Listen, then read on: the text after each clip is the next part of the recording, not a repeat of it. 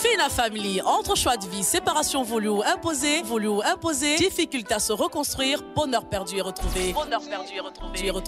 Le quotidien de nos familles, famille monoparentale et recomposée, est plein de rebondissements et suspense. Fina Family sur ABK Radio, lundi et mardi 16h-17h. Entre partage d'expériences, analyse d'experts et divergence d'opinions. Fina Family, une présentation de Sidonie Ficat. Fina Family, comprendre ce qui n'a pas marché, mais surtout ce qui pourrait marcher.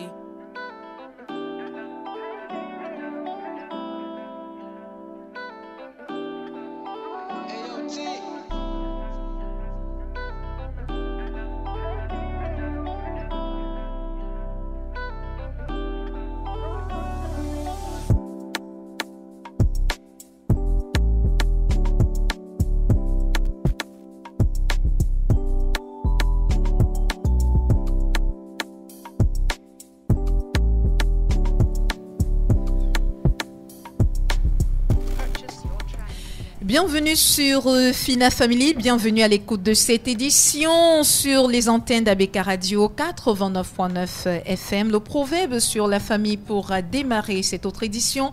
Aucune famille n'est parfaite, on se dispute en famille, on se chamaille. Il arrive même que l'on arrête de se parler. Mais au final, la famille reste toujours à la famille et le lien sera toujours là, il sera éternel. C'est donc le proverbe de Fina Family de ce jour.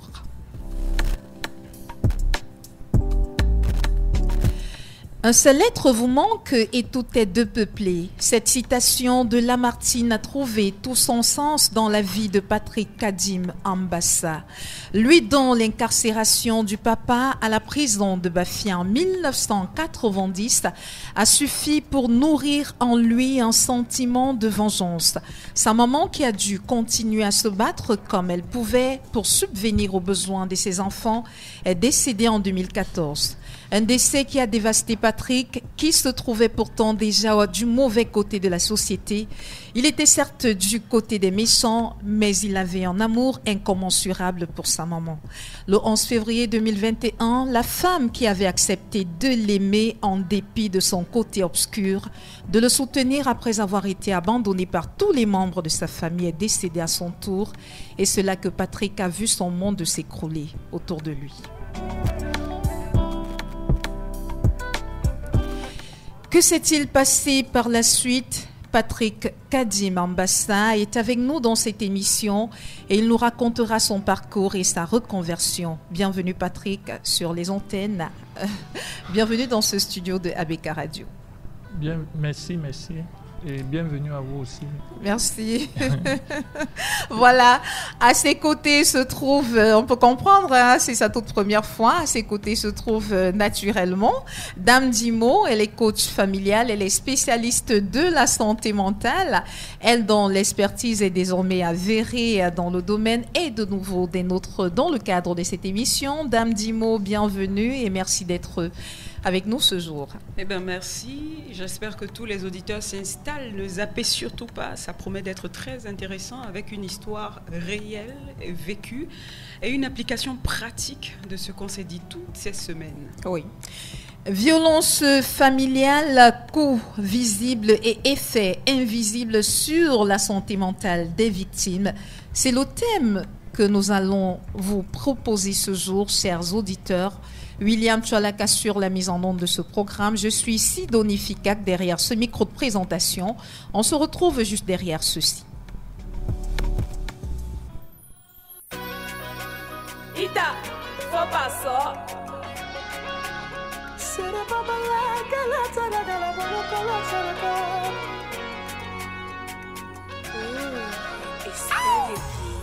Oh mon ami, arrête de t'inquiéter.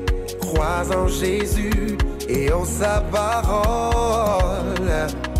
Lui seul a le pouvoir de transformer tout ce qui est gâté.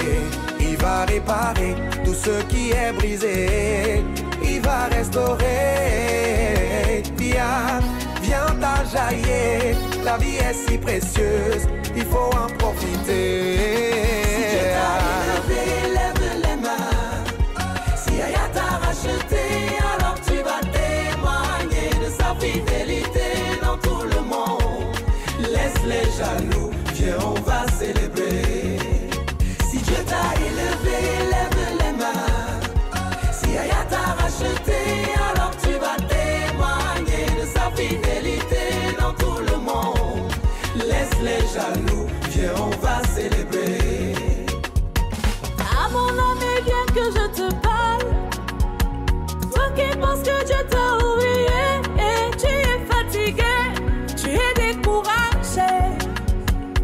papa change les destinées. Tout ce qui est gâté, il va réparer. Tout ce qui est brisé, il va restaurer. Oh oh, viens t'enjailler. La vie est si précieuse, il faut en profiter. Si Dieu t'a élevé, lève les mains. Si Yaya t'a racheté, alors tu vas témoigner de sa fidélité dans tout le monde. Laisse les jaloux, viens on va célébrer. Si Dieu t'a élevé, lève les mains. Si Yaya t'a racheté, alors tu vas témoigner de sa fidélité dans tout le monde. Laisse les jaloux, viens on va célébrer. Tout ce que tu traverses, quelqu'un d'autre l'a traversé. Il y a tellement de raisons de le louer, de le célébrer. Ouais. Regarde autour de toi, viens exprimer ta joie.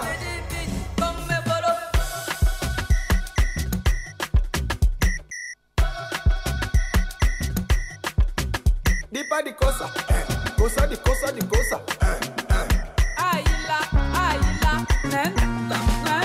Dis pas di cosa, cosa di cosa di cosa. Woman song. Si Dieu t'a élevé, lève les mains. Si Yaya t'a racheté, alors tu vas témoigner de sa fidélité dans tout le monde. Laisse les jaloux, viens on va célébrer.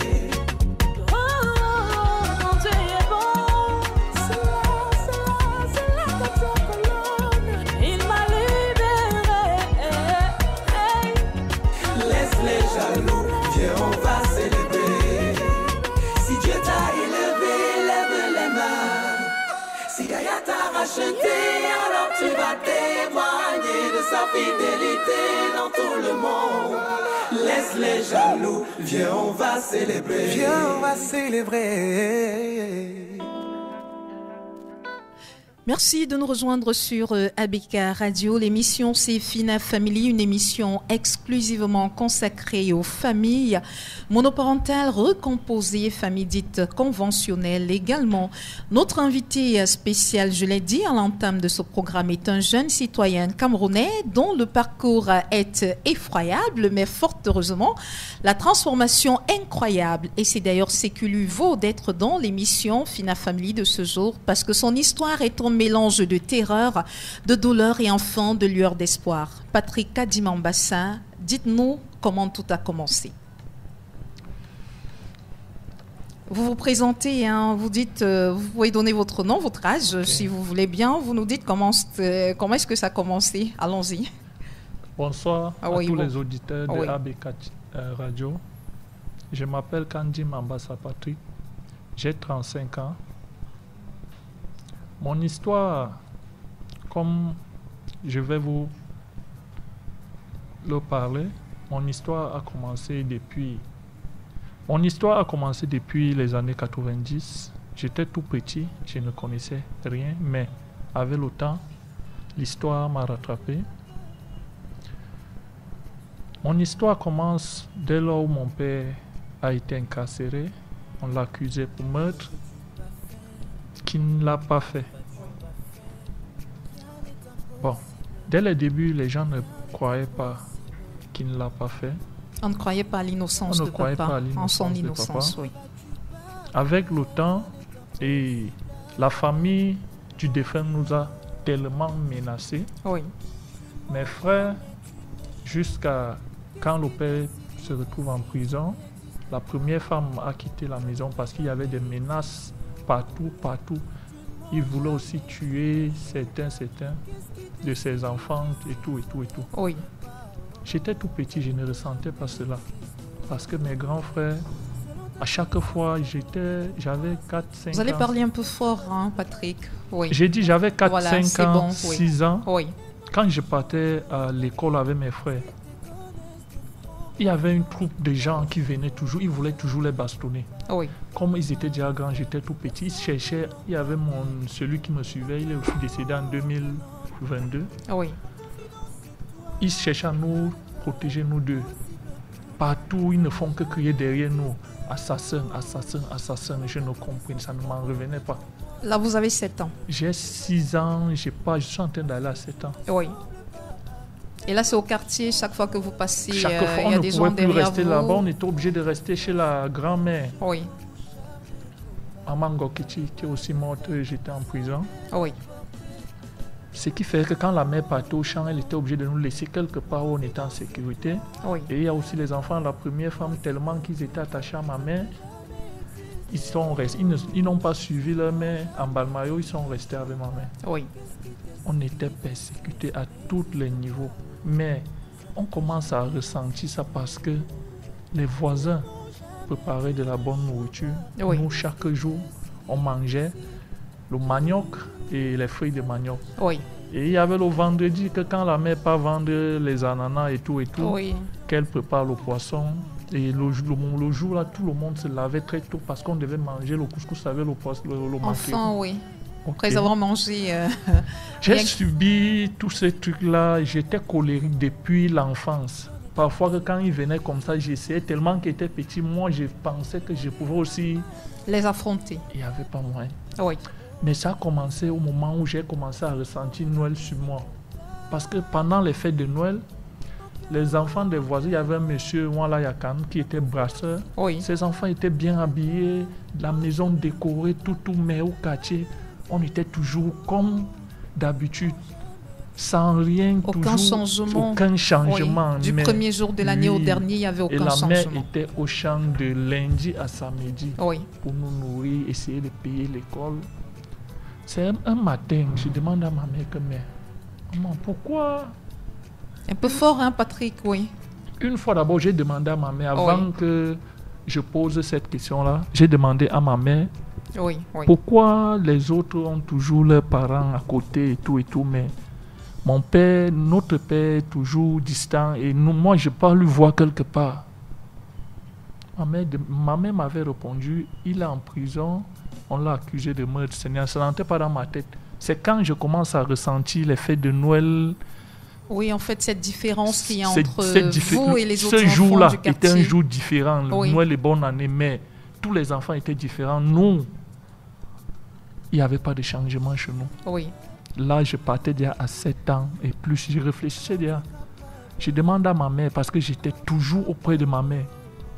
Après le départ de mon père, tout ce que je voyais devant moi, c'était ma mère. oui, Tout ce que je pouvais faire, je savais que ma mère, c'était mon Dieu. oui. Je demande à ma mère, mais pourquoi tous les enfants sont différents de nous et il y a une bonne humeur là-bas, la radio, tout ça, les danses, décorer la maison.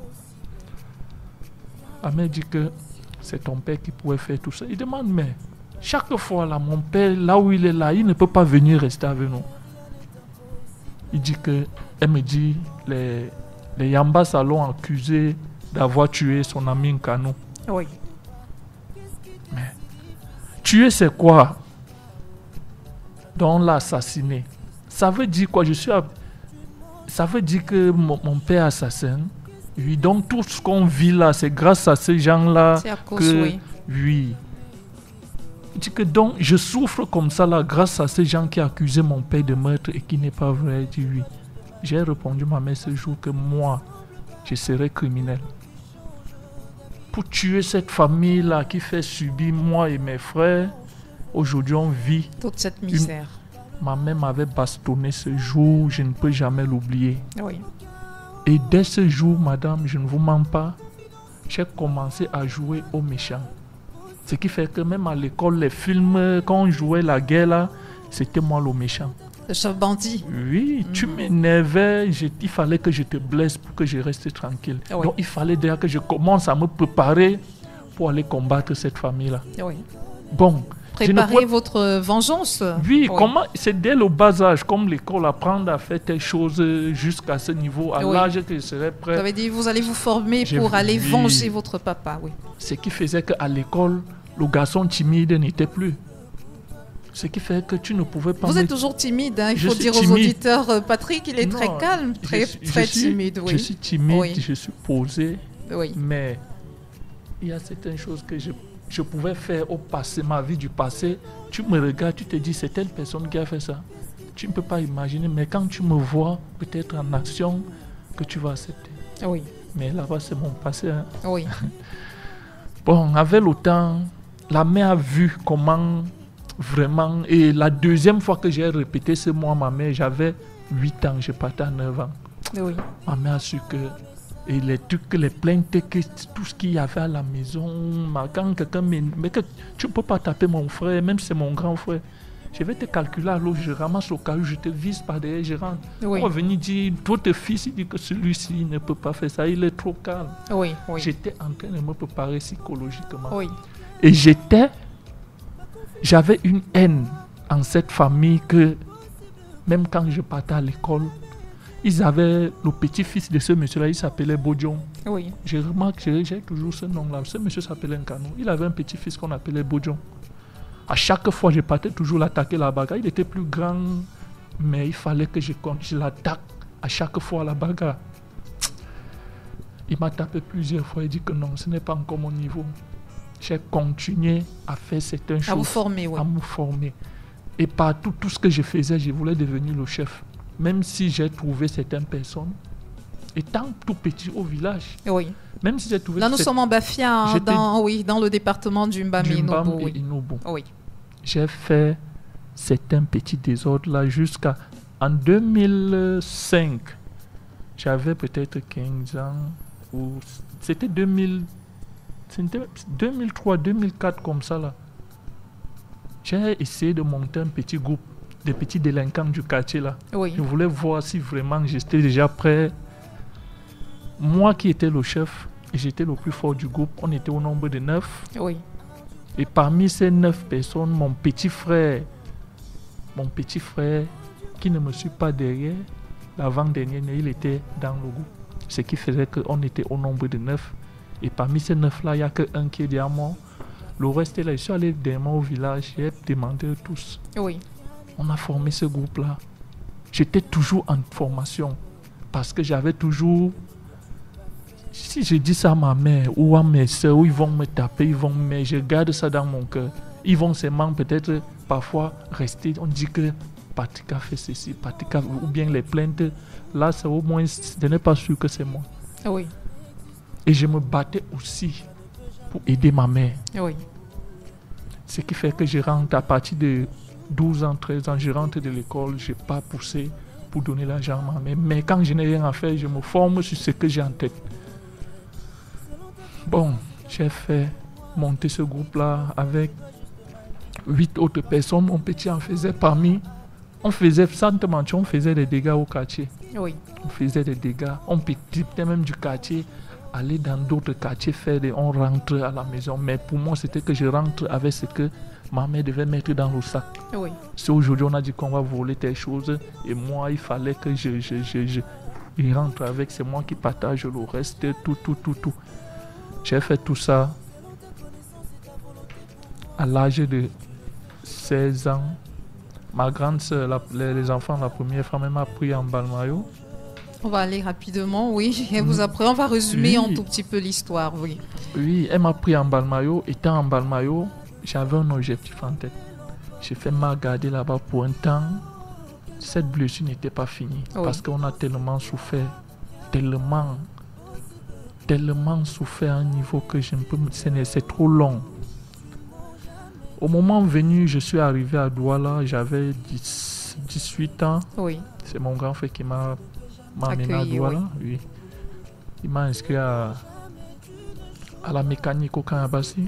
Oui. J'ai commencé à apprendre la mécanique à l'âge de 21 ans. J'étais déjà grand, j'étais déjà fort. Oui. Il fallait que je pas accomplir ma mission. Et même quand tout ce que je faisais dans ma vie, tout ce temps-là, j'avais toujours cette haine-là dans la tête. Cette envie d'aller toujours venger mon père. Oui. Parce que, sans vous mentir, mon père m'a beaucoup aimé jusqu'à il m'a donné le nom de sa mère. Oui. Et j'ai vu que la majorité des enfants amenaient toujours leur papa à l'école pour telle chose. C'est ma maman qui était toujours là.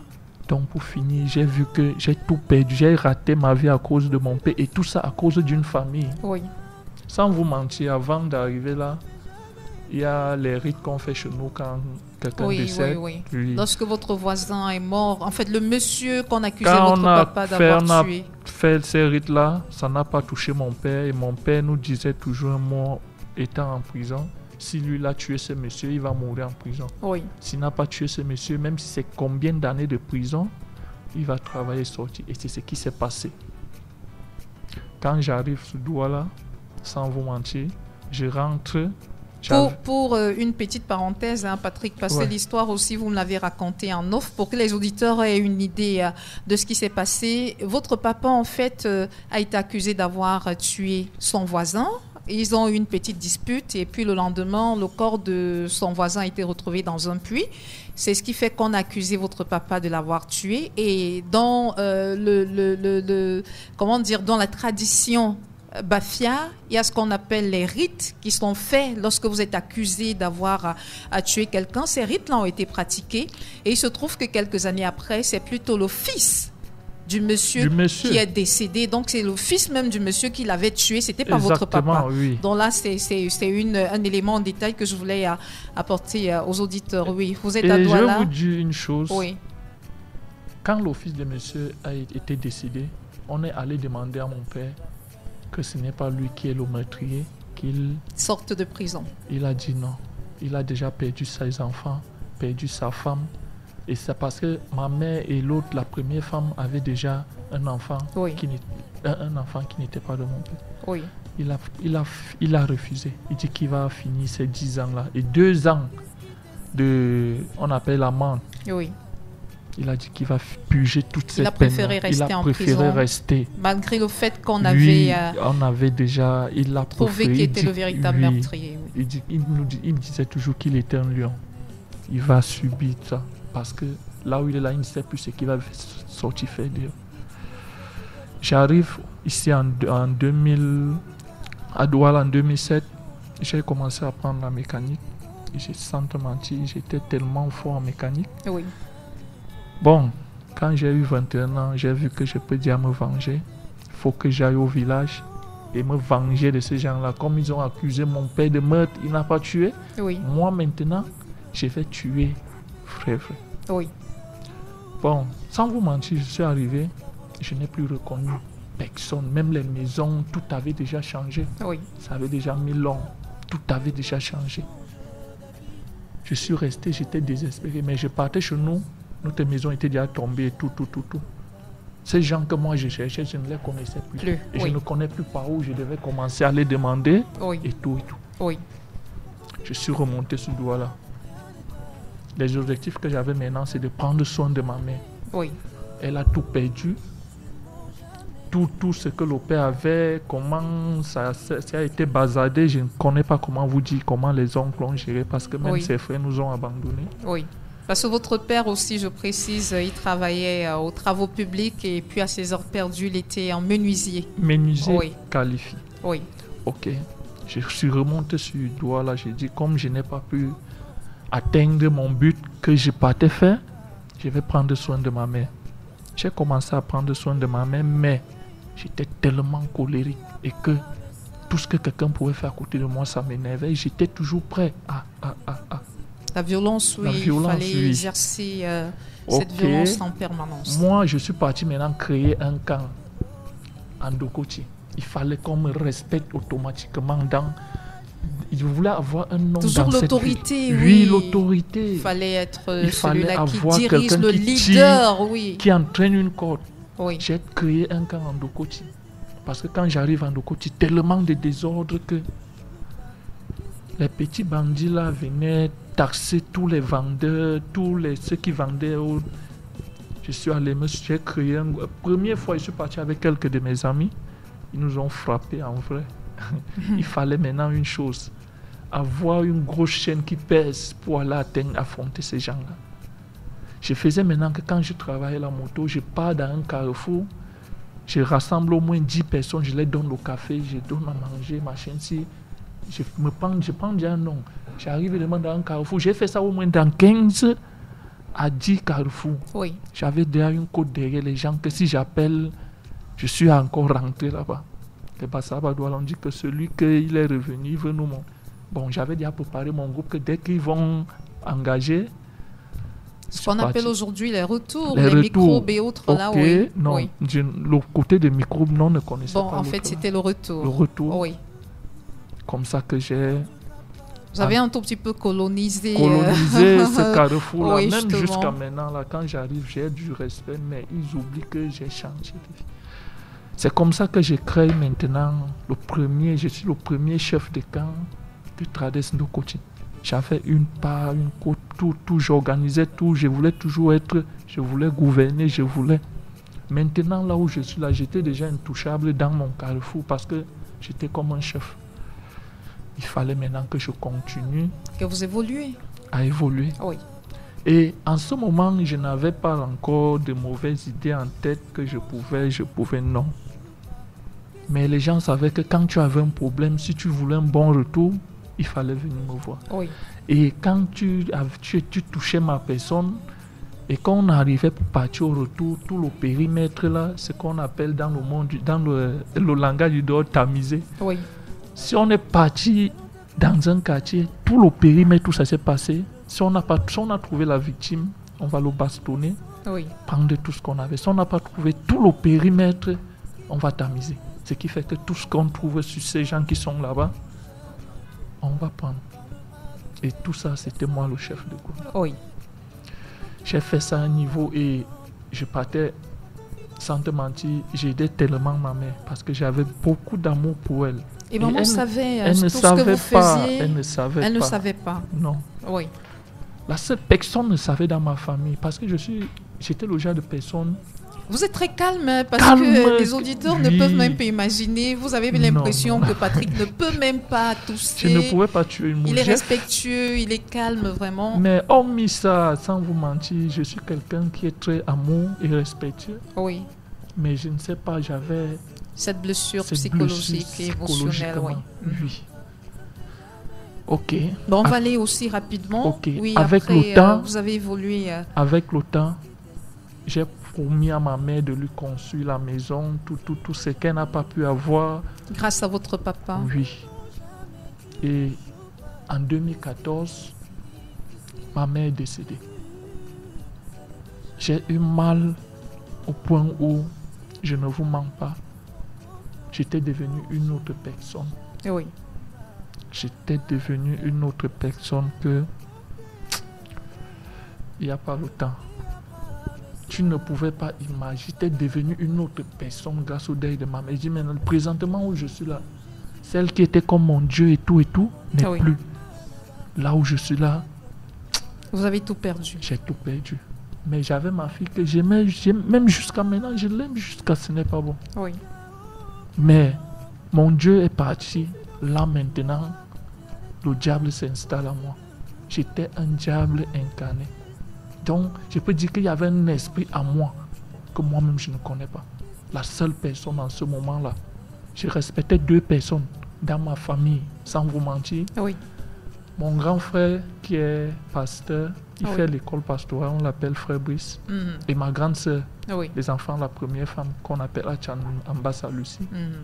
Et mon idole en ce moment-là que ma mère est partie, c'était ma fille. Tout ce reste-là ne me servait à rien.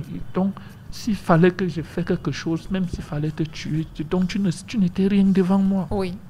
L'être humain ne représentait plus rien à Rien. votre yeux, à part ces 3 personnes. Ok. Oui. Et ce qui se passe avec ma femme aujourd'hui, il n'y avait aucun jour qui passait que je ne pensais à ma mère. Quand je pensais en elle, un esprit entrait en moi. Fais du mal, fais ceci, fais ceci. J'ai fait tout ça, je suis parti tomber dans les gangs parce que j'ai croisé un grand frère que je n'ai pas compris. Je ne peux pas parler de Oui. son nom. C'est pas, on n'en a même pas besoin. Ok. Oui, allons-y, oui. Il m'a dit, mon petit, tu as la rage, tu es un lion. Ta rage là, tu peux utiliser ça, on peut se faire beaucoup d'argent. J'ai dit, comment ça? Ben, ma rage, ça va déjà pour les retours. Il m'a dit non. Il a essayé de me parler. J'ai répondu aussi comme ça, donc à la volée. Oui. Un jour, mon téléphone sonne, il m'appelle. Il dit, mon petit, je t'ai dit que ta rage, là, on peut utiliser ça autrement. Bon, trouve-moi tel endroit. Je l'ai trouvé quelque part à Ange Raphaël. Oui. À l'époque, là, il y a un seul bar qui chauffait le dragon. Il n'y avait même pas encore trop de snacks, là. Mhm. Je ne consommais pas l'alcool. Je ne fumais pas. Tout ça ne passait pas de moi. Tout ce que quand je voulais peut-être augmenter ma colère, c'était la drogue qu'on appelle le tramol. Oui. Tout le monde connaît ça. Mais la cigarette, la boisson ne faisait pas partie de mon quotidien. C'est comme ça que je pars rencontrer ce grand frère-là. Il a essayé de me parler comment ça se passe, le monde de la rue, le monde de la nuit. Oui. Il dit, ok, je vais essayer. On s'est donné rendez-vous à l'heure précise. Vous n'êtes pas obligé de citer les endroits, hein, les lieux. Ok, à l'heure précise, je suis arrivé. On est parti sur le terrain. Il m'a dit, mais mon petit, c'est le genre de personne aussi que je cherche. Comme ça. Et quand lui m'avait déjà mis dans le milieu, ce que moi je cherchais, je voulais le dépasser, lui qui m'a amené là-bas. Et ce qui fait que, un temps, deux mouvements, lui qui était comme mon chef, ce que j'avais déjà comme rendement par rapport à ce monde-là, il marchait déjà derrière moi. J'avais déjà la côte, sans vous mentir, j'ai connu la belle vie derrière ce monde-là. Oui. J'ai connu peut-être que je pouvais voyager, aller faire des choses à Kribi, machin, ici, derrière ce monde-là. Oui. Je n'ai jamais connu parce que je viens d'une famille très pauvre. Oui. Avec le temps, j'ai multiplié les faux trucs, les agressions, braquages, tout ça. Braquage, agression, oui. Et peut dire à main armée, oui.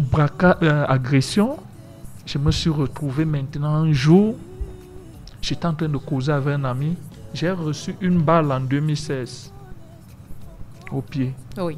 Quand j'ai reçu cette balle, j'ai appelé un ami. J'ai dit que ce monde-là, je vais quitter ce monde-là. Il me dit que non, j'ai un grand frère qui a le matériel complet, tu peux comme ça. J'ai dit que regarde, on a tiré sur mon pied, je suis parti dans plusieurs hôpitaux, on a dit qu'on devait couper ou bien mon pied devait rester droit. J'ai pu me soigner jusqu'à ce que les médecins ont dit, ce n'est pas ça qui se passe. Ça veut dire que peut-être Dieu même. Il me dit non, comme ça. Dit, là, vous pensez que vous pouvez quitter ce monde-là. Oui. Écoutez, quelques temps après, ma mère, ce que je trouvais derrière la moto, je me rappelle encore ce que j'avais par semaine chez moi. Et c'est que peut-être je rentre avec 2 000, 3 000, 5 000. Je dis même, je demande quelle vie ça. Ma femme me disait toujours que garde espoir, supporte. J'ai fait 2016, l'entrée de 2017, j'ai dit à ma femme non. J'ai pris le téléphone, appelé mon ami là. J'ai dit bon, est-ce que tu peux me m'introduire dans ce milieu chez ton grand frère. Il voulait qu'il m'amène chez son grand frère parce que lui-même il n'était que le pion de son frère. Oui. Il m'a dit il n'y a pas de problème. Ok, il m'a donné rendez-vous. Et je suis toujours arrivé. Lui, je n'ai pas appelé son nom, il ne vit plus. Non, ne l'appelez pas. Ok. Il a été tué en 2022 toujours. Lors d'un braquage? Oui, à la mairie de Loum. Oui. Ok.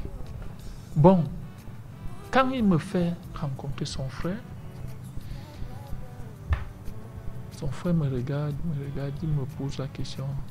Est-ce que tu es prêt? Je dis non, grand, je suis prêt. Ok. Tu peux. Il dit que non, il n'y a pas de problème. J'ai suivi son grand frère. On est partis, se sont assis, consommer l'alcool. J'étais moi de mon côté. Si ce n'est pas le jour, je suis moi toujours. Okay. La soirée, je suis allé sur le terrain. Il m'a répété encore, tu es le genre de personne qu'il faut.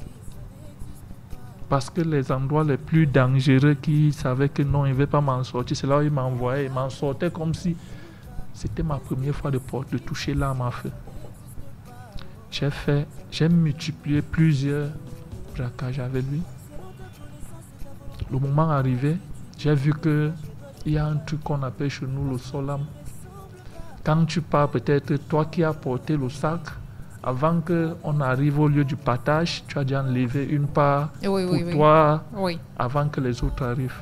J'ai constaté que ça se passait comme ça parce qu'il y avait une fois, on était entré quelque part, la personne a dit le nombre de millions de montants qu'il y avait, mais ce n'est pas ça qu'il nous a montré. Je suis arrivé un jour, au lieu du partage. Quand il sort ça, j'ai dit que gars, si on n'avait pas encore gardé le truc, je devais gâter ça sur toi, père, parce que tu fais, je risque ma vie pour vous, tu joues avec moi.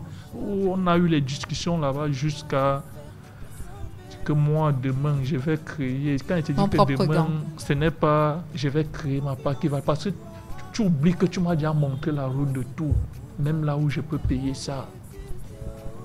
Il m'a dit que vas-y. Mais ce qui est sûr, c'est que tu ne peux jamais grandir devant moi. Oui. Je reste ton père, même si je t'ai montré certaines choses que tu veux. Comme j'ai dit là, je l'ai jeté tout ce qu'il avait, tout son maillet, jeté ça sur lui. Prendre la moto, revenu sur Douala. Une semaine plus tard, j'ai trié quelques petits. Je me suis lancé. Là, j'étais le chef. Vous avez créé votre propre gang? gang? Oui, c'est ce que j'ai créé. Oui. On va aller un peu rapidement parce qu'il faudrait que Dame Dimo puisse s'exprimer. On vous interpelle, vous retrouvez en prison en quelle année? Je me retrouve en prison en 2000. On m'arrête en 2000, au 23 décembre 2019. 2019, oui. Voilà. Pendant que vous êtes en prison, vous avez laissé votre copine et puis c'est elle en fait qui reste la seule personne qui continue à vous apporter son soutien. Vous êtes abandonné par tout le monde. Je suis abandonné à ma famille pour la vie que j'avais choisie. Oui. Parce que plusieurs fois, j'aimais, sans vous mentir, j'aimais une vie de luxe, les beaux habits, rouler les grosses motos, entrer les grands milieux. Dans tout ça, j'ai dépensé les 500 000 dans les snacks. Je ne consommais même pas une goutte d'alcool. Oui. Mais je voulais toujours adhérer les lieux là parce qu'on m'avait donné un nom. Quand j'entre déjà, le snack change. Oui. Comme ça. Bon, le moment venu, parce que c'est trop long. On vous a interpellé. Qu'est-ce qui s'est passé? C'était lors d'un braquage ou alors... On allait faire un coup qui n'a pas marché. Maintenant, il fallait qu'on rentre. On ne sait pas. C'est moi, il y avait une moto devant moi. La moto où il y avait 2 places. Parce que moi oui. Et l'un de mes petits, je ne peux pas, il est en prison. Oui. J'étais sur la moto qui était derrière avec le chauffeur. Et 2 de mes amis toujours. Un est en prison, un est déjà devant. Il était sur la moto qui était devant. On dit, mais la fille nous appelle pour telle chose comme ça, parce qu'on avait les gens qui nous donnaient les fax partout.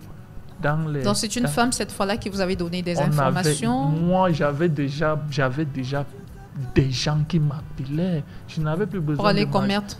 Oui. On me donne tout le détail, je pars seulement... Oui. On arrive le jour là, on appelle la fille, ça sonnait, elle n'a pas pris. On est en train de se tourner pour rentrer. On arrive maintenant au niveau de Neptune, il y a ça. J'ai dit à mes amis que mieux rentrons même à la maison, père. C'est comme si mon... Vous avez un sixième sens, oui. Un sixième sens. Pressentiment. C'est comme ça que je rentre. On tourne les motos pour rentrer. Quand on tournait les motos là, il y avait la pick-up de la police quelque part cachée dans le quartier pour observer ce qui se... Mais quand on a tourné une fois les 2 motos, ils ont su que ça c'est les mauvaises personnes. Oui. On est en train de voler. C'est moi qui interpelle la moto devant pour lui dire que non.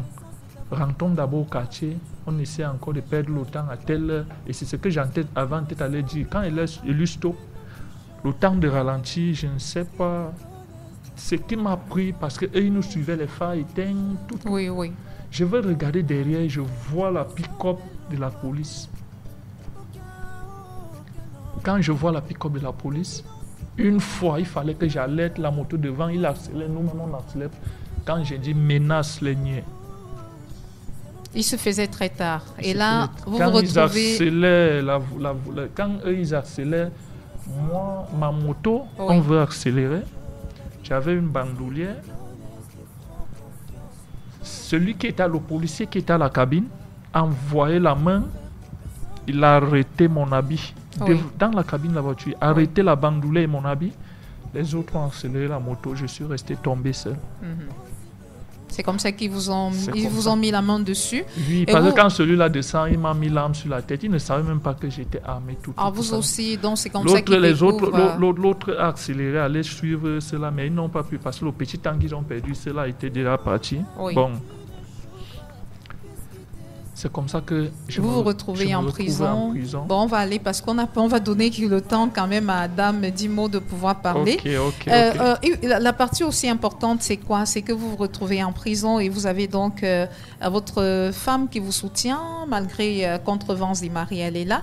Et vous êtes, en fait, étant en prison, vous faites la connaissance d'un homme de Dieu et c'est là où vous décidez de vous reconvertir et de changer. Rapidement, en 2 minutes, parce qu'on n'a pas beaucoup de temps, Patrick. Je crois que vous reviendrez même dans le cadre de cette émission parce qu'il faudrait que Dame Dimo puisse dire quelque chose. Oui, donc vous vous retrouvez en homme de Dieu, vous faites la rencontre. Oui. Ok. Mais avant que je vous parle de l'homme de Dieu, je vais vous dire une chose. Oui. Étant là-bas, dans ma tête, que si je sors, je vais faire ce qui dépasse ce que je faisais. Mais grâce au décès de ma femme, le 11 février 2021. Oui. En fait, son décès, à cause d'elle, de son décès... Ça a tout basculé dans ma vie. Oui. C'est donc je me voyais comme si j'ai tout Vous étiez perdu. anéanti. Oui. J'étais anéanti. Je reste. Un jour, je me lève, j'entre à l'église. Je vois comment un monsieur prêchait tout. Des églises qui sont dans les prisons. Dans les prisons, oui. Il prêchait tout. Et j'étais en deuil. Le monsieur prêchait tout. Comment le pardon, comment Dieu a pardonné, machin. Je l'ai laissé, il est parti. Un jour, je repars encore. Après l'église, tout le monde est en train de sortir. Je cherche à raconter le monsieur. Je demande que, mais, pasteur, avec tout ce que j'ai déjà fait dans ma vie, Dieu peut me pardonner. Il me dit, mon petit, tu n'as encore rien fait. Il y a ceux qui ont fait plus que toi. Dieu les a pardonnés. Si tu décides de changer, change avec un cœur. Je suis rentré et réfléchi. J'ai réfléchi dans ma cellule, J'ai parlé 3 mots. Dieu, sors-moi de cette prison, je vais changer. Dieu, sors-moi de cette prison, je vais la 3e fois. Je ne vous mens pas, c'était une autre personne. Les bagarres de prison, je n'étais plus dedans. Et avant ça, mes premiers amis qu'on avait arrêtés, le 14 décembre, ils sont montés. On a donné l'autre 11 ans de prison, l'autre 10 ans de prison. Et j'ai vu que comme ma femme est morte là, c'est elle qui gérait mon dossier. Oui. Si il n'y a personne pour gérer mon dossier, on va aussi me donner les mêmes 11 ans là. Donc je vais aussi avoir le même destin que mon père. J'étais terrifié. Chaque fois, je passais les prières, même comme je ne connaissais pas, je passais à la prière, je donnais un témoignage, je donnais tout. Et j'avais mal parce que c'est en prison que je suis venu voir que cette vie que j'avais prise là, c'était pas une bonne vie. Et beaucoup de personnes, beaucoup de gars sont morts derrière moi dans certaines choses, mais j'étais toujours vivant. Beaucoup de choses se sont passées. J'ai décidé de changer. Oui. Et les conseils des gens de l'église et tout. Malgré que les débuts, ce n'était pas facile, j'ai décidé de changer. Et après l'enterrement de ma femme, j'ai continué l'église. À un moment même, mes amis sont venus se moquer dans ma cellule. Nous-mêmes, on a pris avec une arme qui n'avait pas de balles. Et toi, on t'a pris avec une arme, 3 munitions et 6 couteaux. Comme on nous a donné 10 ans, là, tu aurais au moins 15 ans. Ça me terrifiait. Mais je priais. Oui. Tout ce qui disait que Dieu sort-moi de cette prison, je vais changer. Dieu a réalisé ce que je lui ai demandé. Oui. Après le deuil de ma femme, après tout ça, ce qui s'est passé, quelque temps après, je n'avais plus quelqu'un qui gérait mon dossier au tribunal militaire. J'étais au tribunal militaire. Oui. Je n'avais plus personne, rien. Donc j'étais déjà comme, je ne savais pas. Comme ma femme n'est plus là pour suivre le dossier, on va dire que non. L'affaire, si peut-être on va me... En fait, il n'y avait personne pour négocier. Comment c'est que ça se passe ici? Il n'y avait personne. J'avais peur, mais d'une part, j'avais confiance que ce que j'ai demandé à Dieu, il va réaliser. Et s'il réalise ça, je vais vraiment changer. Oui. Et ça serait pour de bon. Madame, avant La première fois, donc avant la dernière fois que je monte au parquet, un père centrafricain m'appelle, il me dit que mais, mon fils, tu es dans quel parquet? J'ai dit, je suis au tribunal militaire. Il me dit, tu t'habilles comme ça? Tu as quelqu'un pour gérer ton dossier? J'ai dit non. Essaye de t'habiller comme si tu n'as personne pour gérer ton dossier. Et tu sais que le tribunal militaire, c'est l'agent.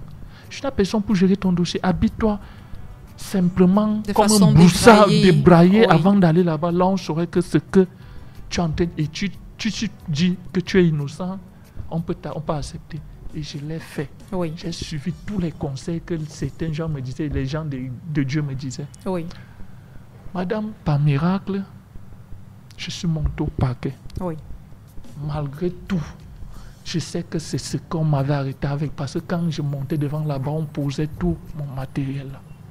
J'ai nié et on m'a trouvé innocent. Je n'ai pas dit que j'étais fort parce que c'est que j'ai parlé. J'ai dit que non. Ce que j'ai demandé à Dieu de me sortir, il a exaucé. On m'a donné 3 ans de prison. Oui. Et on m'a dit, le reste, tu es condamné par défaut. Tu as 12 ans de prison, tu vas travailler 3 ans. Tu es condamné par défaut. Par souci veut dire, si une chose, entre-temps, te ramène encore en prison avant 9 ans, tu vas retravailler cette peine-là avant de juger ce qui t'a amené en prison. Oui. Madame, j'ai remercié Dieu. Beaucoup de choses avaient changé dans ma vie. Beaucoup de choses de là-bas, je ne peux pas tout expliquer ça. Mais le deuxième parcours, pour vous dire, pour finaliser, parce que je ne peux pas tout expliquer. Oui. Peut-être si on peut encore Oui, il y aura d'autres occasions. Okay. Rassurez-vous, Patrick, vous reviendrez.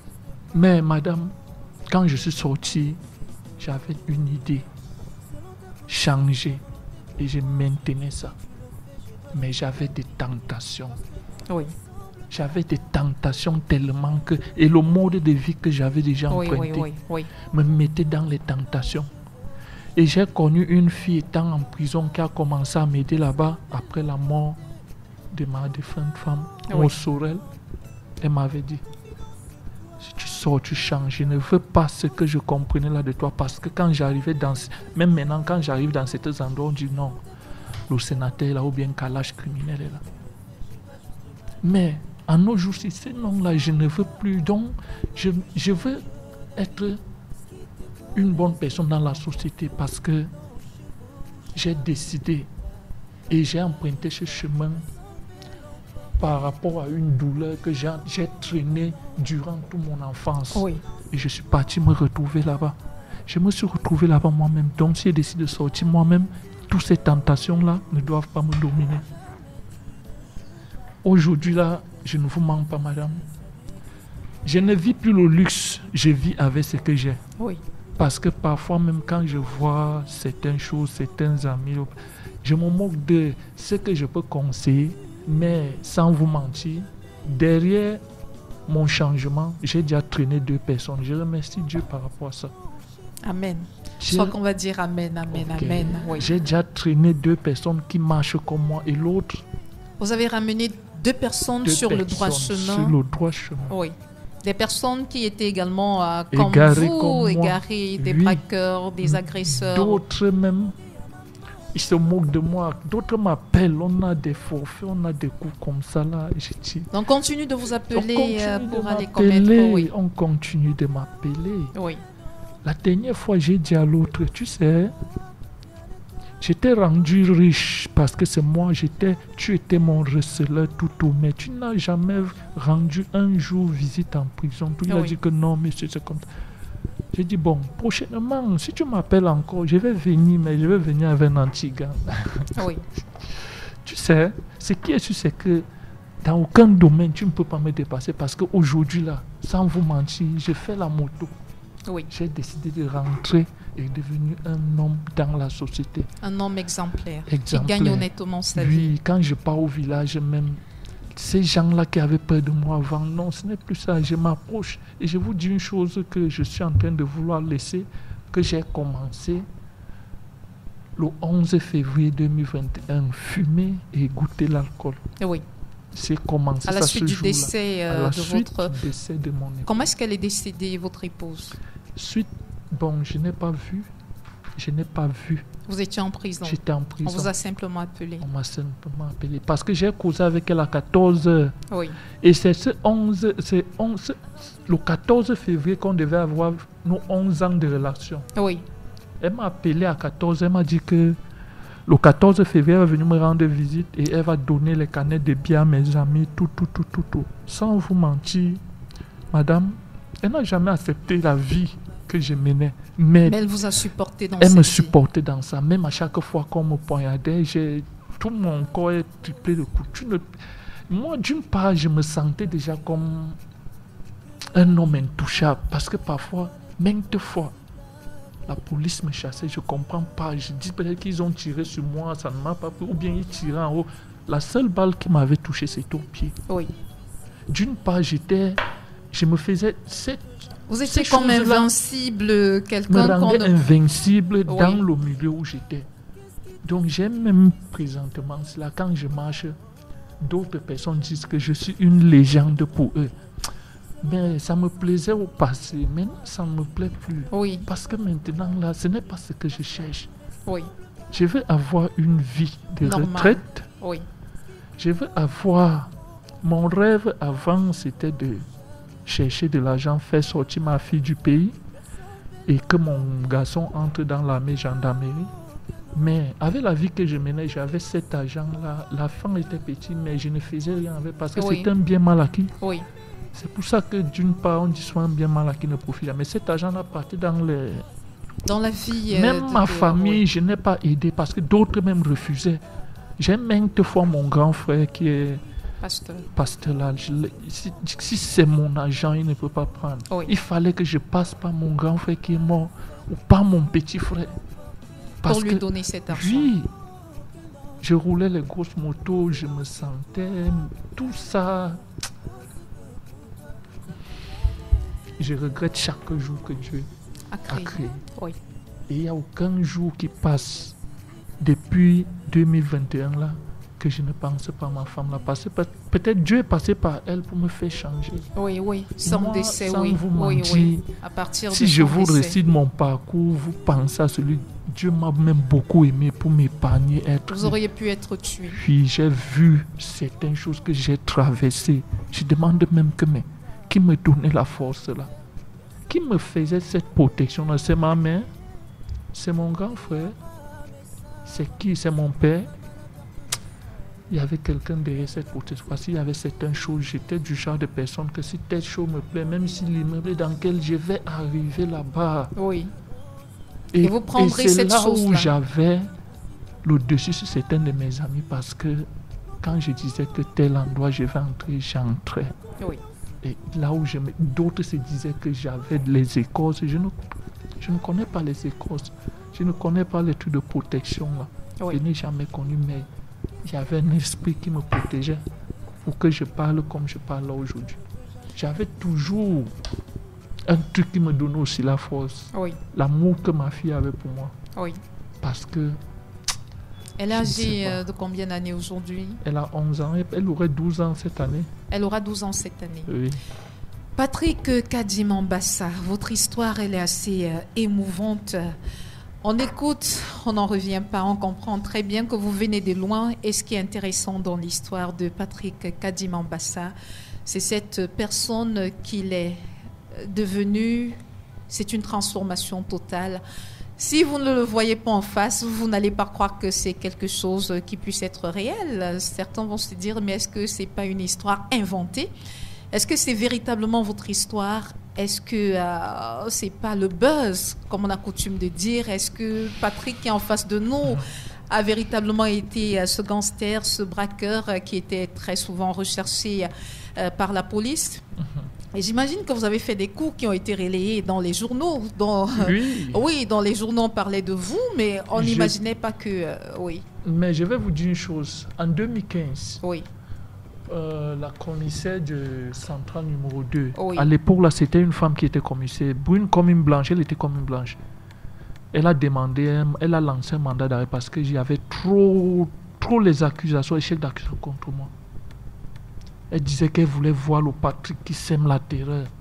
En Doko. Dans la ville de Douala. Dans la ville, surtout le secteur de Douala, 3e et Conso, là. On m'a cherché, on m'a pris par rapport à certains pays. Quand on m'arrête, on m'amène, on l'entre dans son bureau. Maintenant même, j'étais tout mince comme ça, tout petit même.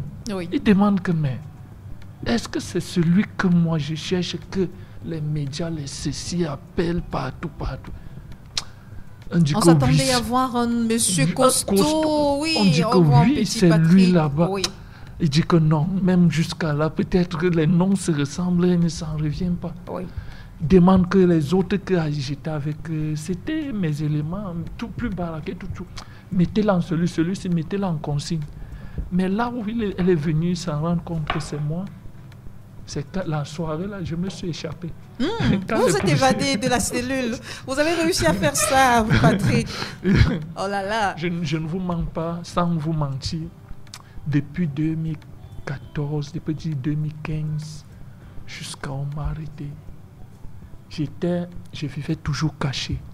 Je vivais toujours dans les recherches. Je vivais toujours. Donc ma vie était le genre que je cherchais le nom, mais derrière ce nom-là, ma vie. Vous n'étiez pas heureux. Vous étiez malheureux. Vous étiez comme emprisonné. Vous n'étiez pas libre. Je n'étais pas libre. Je n'étais pas libre parce qu'avant même, j'ai fait 19 fois la cellule avant de tomber en prison. Et ces 19 fois-là, sans vous mentir, parce que je monnayais. Oui. Je monnayais. Et même quand je faisais mon faux, je mettais un agent à côté, que si ça cuit, c'est que... Vous allez utiliser cet argent pour négocier, voilà. Ok, c'était comme ça. Patrick... Bon, c'est que je voulais chuter. Oui, rapidement. Mon histoire n'est pas le buzz. Si mon histoire était le buzz, c'est que je ne serais pas ici. Et vous ne serez pas en train de témoigner avec votre propre nom. Je suis en train de témoigner pour amener d'autres peut-être qui vivent dans la vie que j'ai vécue à changer. Oui. Parce que maintenant, je suis une nouvelle personne. Est-ce que je peux dire quelque chose? Oui, bien sûr. Au terme de l'émission, Dame Dimo est tellement pressée de prendre la parole, elle ne me permet même pas de pouvoir l'introduire. Il n'y a pas de souci, il n'y a pas de souci. Il n'y a pas de souci, ça se gère. Dame Dimo, il n'y a pas de souci. On va donc rappeler à ceux qui prennent l'écoute à l'instant qu'ils sont sur ABK Radio. L'émission c'est Fina Family. Vous venez d'écouter Patrick Kadim Ambassa. Il vous a raconté son histoire depuis le début, tout petit, ce qui s'est passé dans sa vie, ce qu'il est devenu plus tard et ce qu'il est aujourd'hui. Patrick Kadim Ambassa a donc donné sa version de l'histoire. Nous avons la chance d'avoir avec nous sur cette émission de Fina Family Dame Dimo qui est spécialiste de santé mentale. Avec elle, nous allons essayer de comprendre s'il y a des choses qui ont poussé Patrick Kadim Ambassa à devenir la personne qu'elle est devenue. Dame Dimo, vous avez écouté l'émission avec une attention particulière. Vous avez écouté le vécu de Patrick, non seulement raconté avec une grande émotion, mais aussi nous l'avons écouté avec beaucoup d'émotion. Est-ce que ce comportement violent a un lien avec l'injustice dont son géniteur, son papa, a été l'objet? Je voulais déjà dire que je voudrais remercier la chaîne qui pousse un peu. Je pensais que le temps était terminé, donc je ne m'attendais pas du tout à reprendre la parole ce soir. Oui, Didier Kwamo, justement, qui est le chef de chaîne de ABK Radio et qui trouve que c'est une émission assez importante. Elle vaut la peine d'être prolongée. Il nous accorde justement cette faveur-là. Permettre aux auditeurs d'avoir la position de la spécialiste que vous êtes, parce que ça aurait eu un goût d'inachevé si on s'était limité simplement à cette histoire, à l'histoire, au témoignage de Patrick. J'aimerais aussi, avant que vous preniez la parole, Dame Dimo, remercier Blanche Tonnet, qui est celle qui nous a mis en relation avec Patrick. La nature sait comment elle fait ces choses. Le hasard, est-ce qu'il existe vraiment? Je crois que le hasard n'existe pas. Elle a donc eu la possibilité de rencontrer Patrick et de fil en aiguille, puisqu'aujourd'hui, il faut le dire, il est conducteur de moto.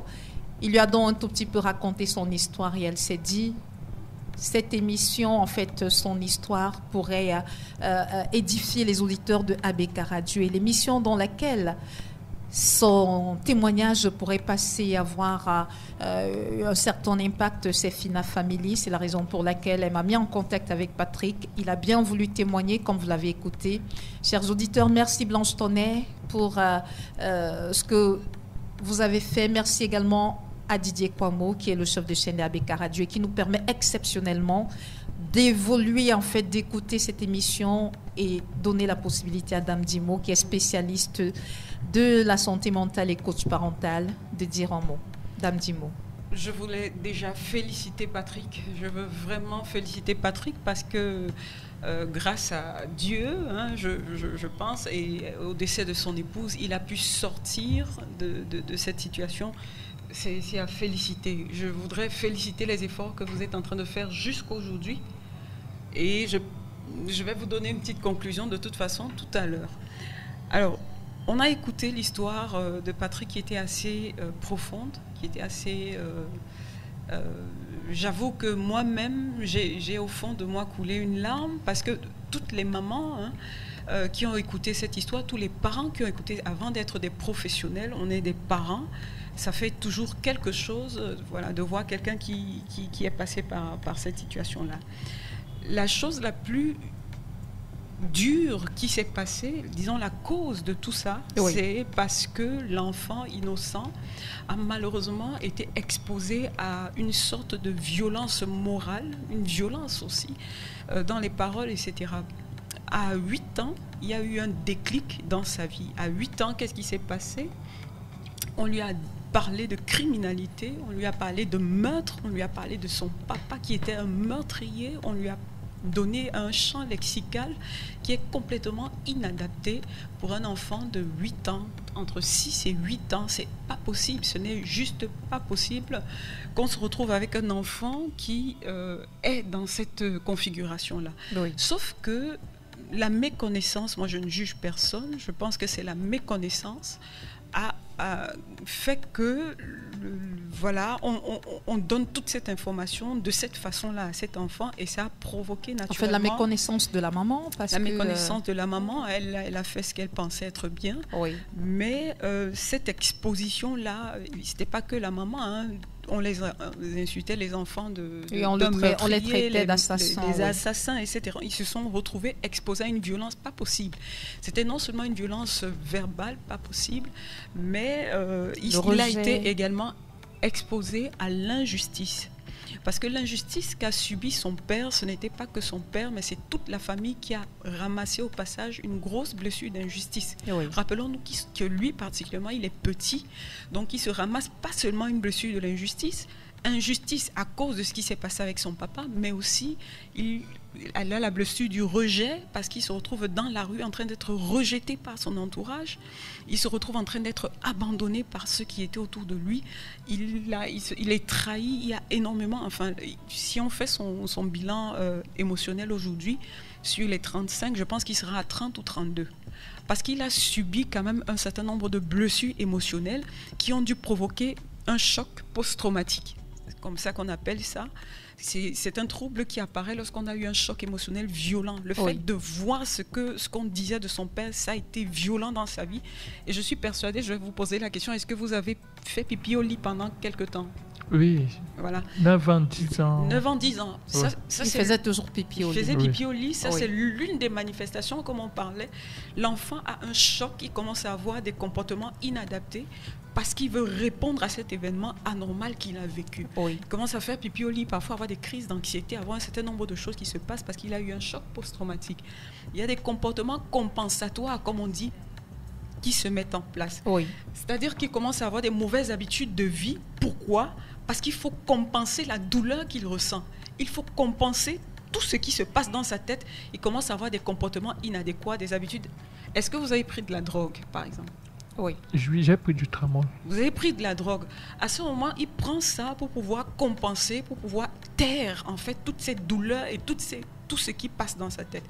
Maintenant, lorsque l'enfant fait face à la violence qui a été faite à sa maman, on a dit lors de nos précédentes émissions que l'une des choses qui est patente, c'est que l'enfant peut se transformer en soit en bourreau, en devenant lui-même très violent, il l'a fait, mais aussi en défenseur de la personne qui a été abusée. Et là, il se lève comme le défenseur de toute sa famille. Et c'est vraiment un risque. Il y a beaucoup d'enfants qui ont subi la violence passive. Hein. Ils n'étaient peut-être pas violentés, mais ils ont vu la violence qui devient des sauveurs, en fait. Et ce n'est pas la posture d'un enfant. Un enfant qui commence à dire « je vais te défendre, etc. etc. » La maman n'a pas su, mais à ce moment, il y a quelque chose qu'elle devait faire. Qu'est-ce qu'elle aurait dû faire, la maman? On va arriver, si vous me permettez. Oui, allons-y, Dan. Donc, je sais que... Mais vous vous rendez compte, l'enfant est dans cette configuration-là.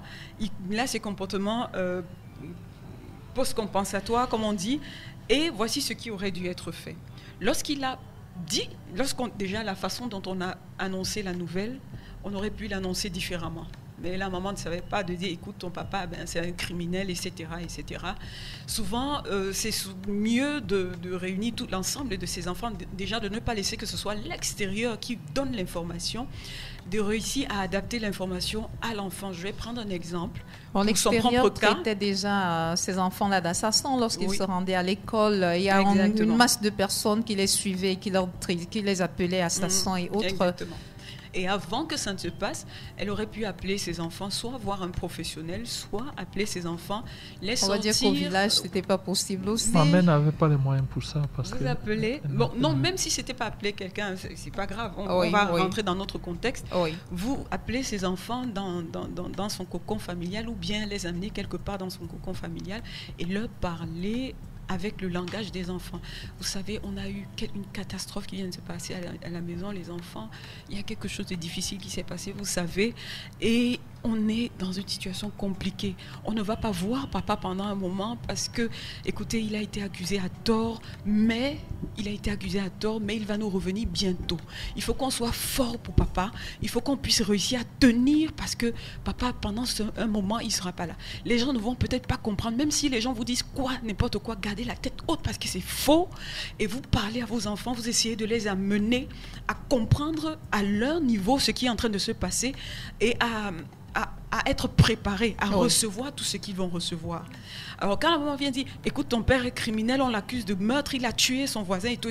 On l'accuse d'avoir tué son voisin. On l'accuse d'avoir tué son voisin et pourtant il ne l'a pas fait. En fait, l'enfant prend ça sur lui brusquement et ça ne se passe pas bien. Il n'a pas eu le bon comportement. La deuxième chose, c'est qu'elle a décidé de battre son enfant à ce moment-là. Oui.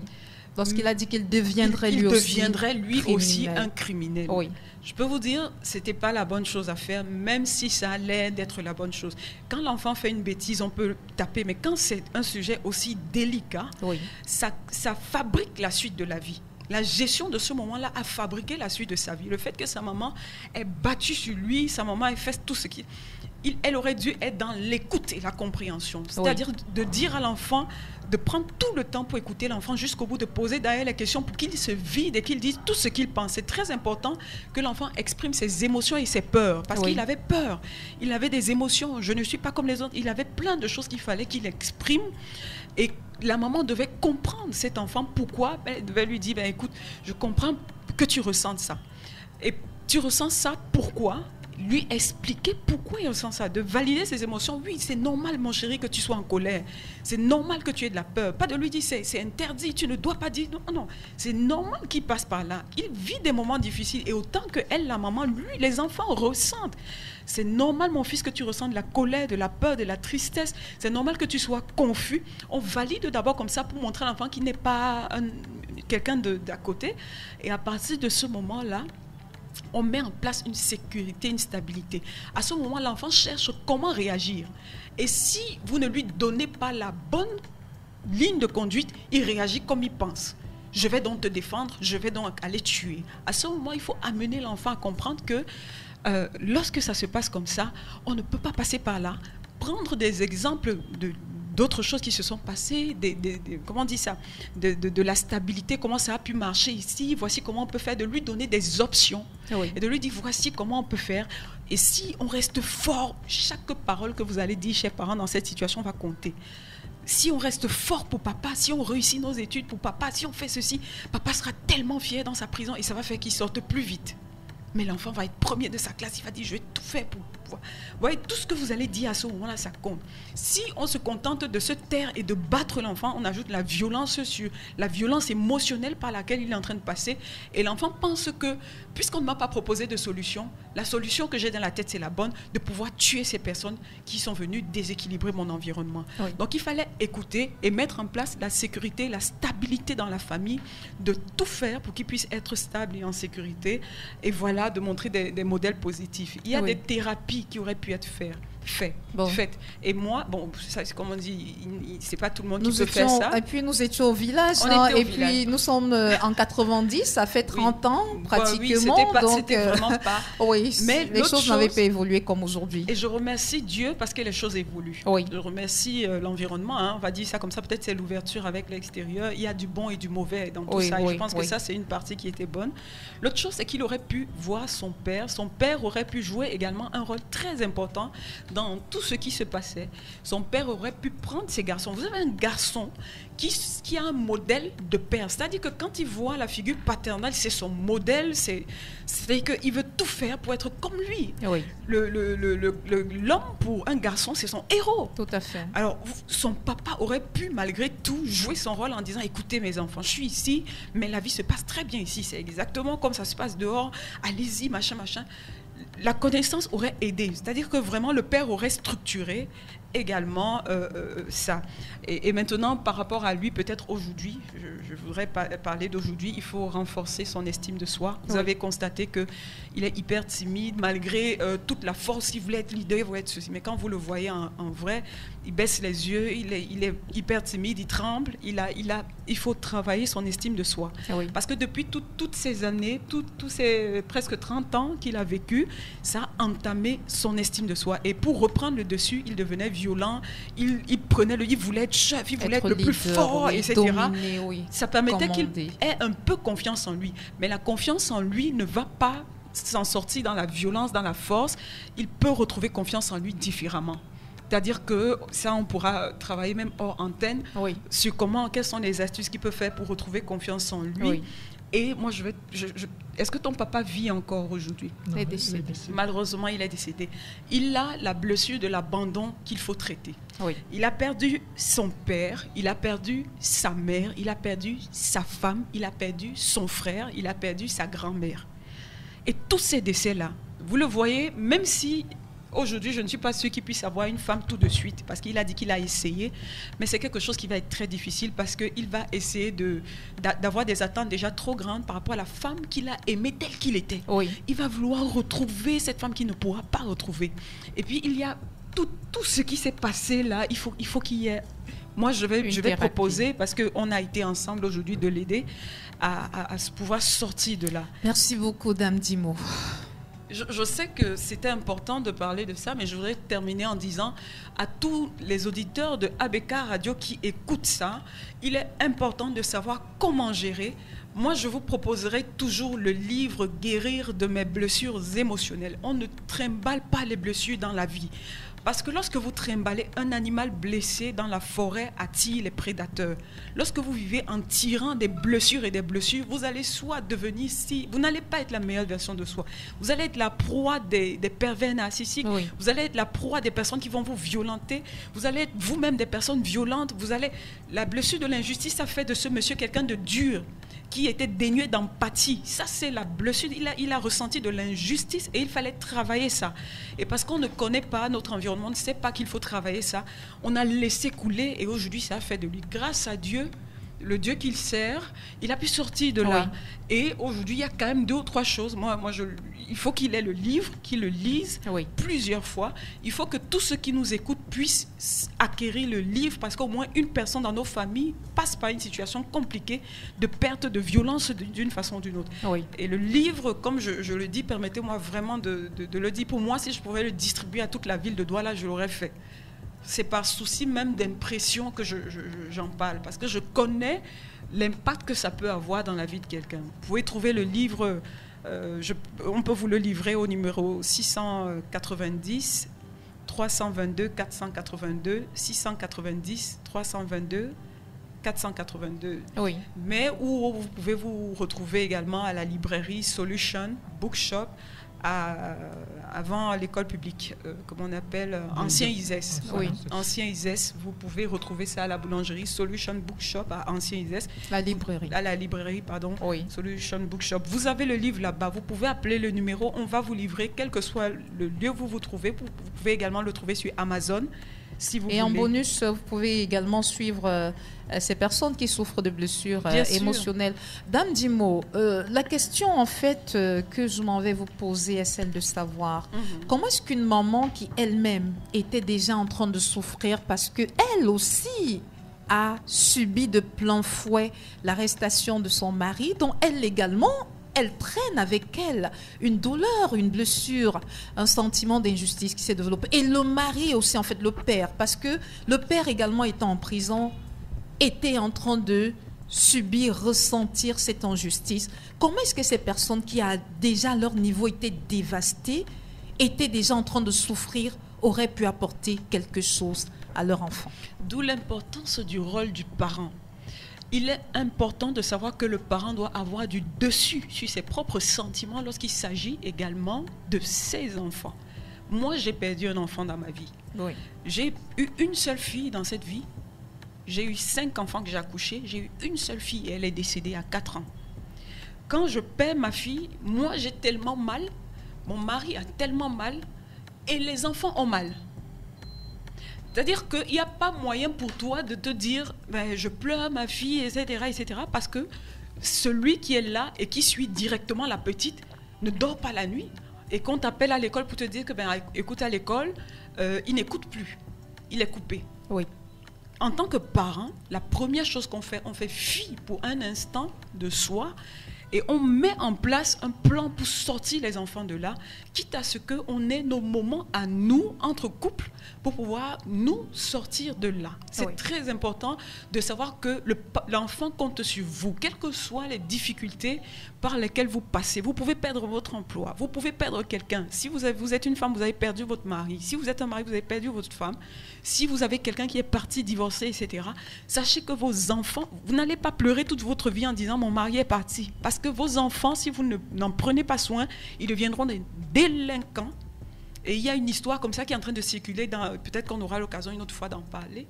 Une maman qui s'est retrouvée maman solo et il est très important de savoir que vous devez vous relever absolument, vous ressaisir et mettre un cadre de vie à votre enfant, sinon vous allez le perdre. Quels que soient les chocs que vous recevez, sachez donc que la fonction parentale, c'est pas juste de voir l'enfant de sourire et de dire que ben, il va grandir, il va m'acheter une voiture, mais c'est aussi dans les moments difficiles de se lever et de faire fi de soi parfois. Devant son enfant, de pleurer devant les enfants. L'enfant ne comprendrait pas. Oui. L'enfant, moi-même, j'ai tellement vécu de choses avant de me retrouver à parler de ces sujets-là. Oui. Et je peux vous dire que ma propre maman, mes parents se sont séparés. Elle a pris beaucoup de temps à pleurer lorsqu'ils se sont séparés. Et mon père, lui, il était parti. On était perdus au milieu de tout ça. Pendant la période où ils sont séparés, moi, j'ai des gens qui me disent « Est-ce que tu veux pas coucher avec moi? J'ai 15 ans, j'ai 14 ans. Oui. Et je te donne une paire de chaussures. Est-ce que tu vas... » Moi, j'ai aucun cadre à ce moment-là. Vous devez comprendre que, quel que soit ce que vous vivez, vous devez absolument vous rappeler. Et je crois, Patrick, que tout ce que tu as vécu là, lorsque tu es marié et que tu as tes enfants, il faut savoir que quel que soit le coup dur par lequel tu es en train de passer, tu dois protéger tes enfants. Il y a un niveau d'information que les enfants ne peuvent pas comprendre facilement et qu'il ne faut pas leur donner. C'est-à-dire que ne vous battez pas devant vos enfants. On parle vraiment de violence et l'impact mental sur la santé mentale. Oui. Ne vous battez pas devant vos enfants. Ne vous insultez pas devant vos enfants. Vous diminuez votre conjoint en l'insultant. Et l'enfant est perturbé. Les enfants sont très perturbés lorsqu'il y a de la violence. Il faut arrêter vraiment cette violence-là. Il faut arrêter, même quand les moments sont difficiles, gérez-le en couple. Oui. Et laissez vos enfants en dehors de tout ça. Dame Dimo, nous allons mettre un terme à cette édition de Fina Family, une édition spéciale et on peut le comprendre avec la qualité de notre invité de ce jour, Patrick Kadim Ambassa, qui a une histoire assez particulière, une histoire, on ne va pas dire inspirante, mais quand même Il a une fin qui permet de comprendre que, quel que soit tout ce qu'on peut avoir à traverser, on peut devenir une meilleure version de nous-mêmes si on le veut bien. Il a eu la volonté de partir de braqueur à un homme honnête aujourd'hui, gagne sa vie. Il essaye, il fait des efforts. Il a la chance aujourd'hui de bénéficier de l'accompagnement de Dame Dimo qui va essayer de guérir, en fait, qui va guérir les blessures émotionnelles qu'il traîne, ces blessures qui l'ont entraîné dans ce qu'il a failli devenir. Il est devenu un monstre parce que la société a fabriqué un monstre sans le savoir. Dieu merci, aujourd'hui, il est une autre personne. Et puis, on ne peut que rendre grâce à Dieu parce que c'est grâce à Dieu finalement qu'on a pu le récupérer. Je crois que peut-être il finira même sa vie, pasteur. Dame Dimo, rapidement pour sortir. Oui, je voulais dire, en fait, c'est pas moi qui guéris. Ce qui se passe avec les thérapies cognitivo-comportementales, comme on les appelle, c'est vraiment qu'on va vous ouvrir les yeux sur un certain nombre de choses que vous avez vécues. Et vous-même, en tout cas ensemble, on va vous amener sur le chemin et vous-même, vous allez prendre votre vie en main. Et vous allez vous rendre compte que peut-être que vous n'étiez pas si timide que ça. La vraie personne en vous va sortir. J'ai vu des gens timides devenir épanouis, etc. Et j'ai hâte. Hein? Magnifique. Patrick, merci d'être venu. Vous aurez l'occasion de revenir ici nous parler de votre vie de famille parce que vous avez une femme avec qui vous partagez désormais votre vie. Vous reviendrez nous dire comment ça se passe et quels sont vos projets, quelles sont vos intentions, qu'est-ce que vous souhaiterez, quel type de parent vous souhaiterez être. Comment est-ce que vous allez faire pour permettre à vos enfants de ne pas se retrouver? Vous avez sensibilisé ceux qui nous ont écoutés sur le danger qu'il y a à emprunter le chemin que vous avez emprunté. Vous nous l'avez dit, vous avez réussi à ramener sur le droit chemin déjà 2 de vos anciens amis, des personnes avec qui vous étiez dans le côté obscur de la vie. Et on ne peut que vous souhaiter bonne chance. Merci d'être venu, merci d'avoir accepté de parler, de témoigner, de raconter votre histoire aux auditeurs de ABK Radio. Merci. Merci aussi à vous. Dame Dimo, merci d'avoir été là, d'avoir été patiente, de nous avoir permis de comprendre ce qui s'est passé dans la vie de Patrick pour qu'il devienne cette personne qu'il est devenu. Et on va le dire, ce sont des blessures qu'on traîne. Parfois, on ne sait pas que ces blessures, finalement, changent littéralement l'adulte que nous allons devenir. Et c'est pourquoi il est désormais important de faire attention à ces petits détails qu'on néglige très souvent dans les familles. Les blessures, on les a vues. Il y a la blessure de l'humiliation en famille, du rejet, de l'injustice, de la trahison, de l'abandon. Ce sont des blessures qu'on traîne avec nous et qui plus tard, on a l'impression que nous sommes des adultes accomplis alors qu'il n'en est rien. On traîne ces blessures et parfois, certains de nos comportements ont lien avec ces blessures passées qui n'ont pas trouvé une certaine guérison. Merci Dame Dimo d'avoir été là. William, tu as assuré la mise en onde de ce programme. Merci encore à Didier Kwamo, qui est le chef de chaîne de ABK Radio, qui a permis que cette émission puisse aller jusqu'à cette heure de la journée. Merci à Blanche Tonnet qui a rendu cette rencontre possible, ces témoignages possibles sur les antennes d'ABK Radio. Sidonie Fika, que j'étais derrière ce micro de présentation. Merci, chers auditeurs, d'avoir été là et de nous avoir écoutés.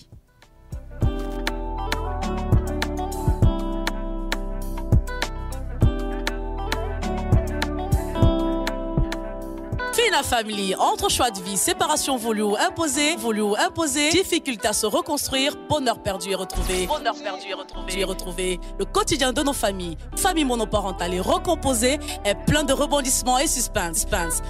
Fina Family sur ABK Radio, lundi et mardi 16h-17h. Entre partage d'expériences, analyse d'experts et divergence d'opinions. Fina Family, une présentation de Sidonie Fika. Fina Family, comprendre ce qui n'a pas marché, mais surtout ce qui pourrait marcher.